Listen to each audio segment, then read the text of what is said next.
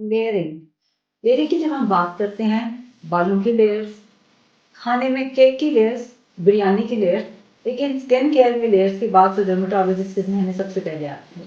आपकी लेयरिंग का क्या कॉन्सेप्ट है कि आप कौन सी प्रोडक्ट पहले लगाएंगे, कौन सी बाद में लगाएंगे, या एक प्रोडक्ट के साथ दूसरी लगानी है या नहीं लगानी। तो इसके लिए इम्पॉर्टेंट बात यह है कि जब स्किन केयर की बात आती है, तो एक इजी सा फॉर्मूला ये है कि the one with the thinnest consistency, जो बहुत पतली है यानी लिक्विड फॉर्म में है, उसको आप पहले लगाएंगे विद इंक्रीजिंग कंसिस्टेंसी।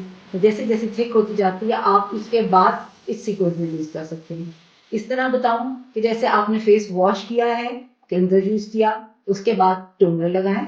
टोनर लगाने के बाद आप जो भी सीरम लगा रहे हैं, चाहे वो स्नेक है, हाइलुरोनिक, विटामिन सी, वो लगाएं, followed by the moisturiser and finally the sunblock.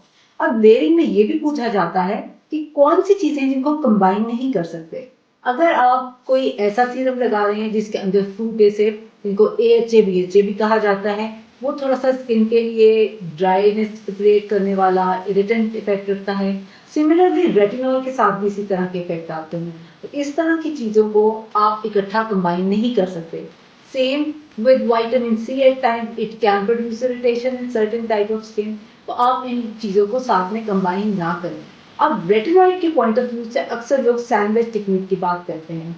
खाने पीने के अलावा ये सैंडविच भी बहुत इंपॉर्टेंट है, इसकी लॉजिक भी बताते चलिए। सबसे पहले आपने अपनी स्किन को वॉश करने के बाद अच्छी तरह मॉइस्चराइज करना है।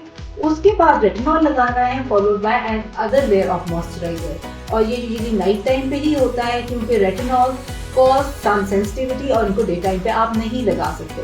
पहले मॉइस्चराइजर लगाने की वजह ये है कि अगर आप बिल्कुल ड्राई स्किन पे रेटिनॉल का सीरम या क्रीम लगाएंगे, वो अनइवन अब्सॉर्ब होता है और फिर उस जगह पे उसकी कॉन्सेंट्रेशन ज्यादा होने से इरिटेशन के चांसेस ज्यादा होते हैं। इसलिए first put the moisturiser on, followed by the retinol serum and then layer of moisturiser at night. I hope I have explained the concept of layering fairly well. If you have any more questions, please write down in the comments.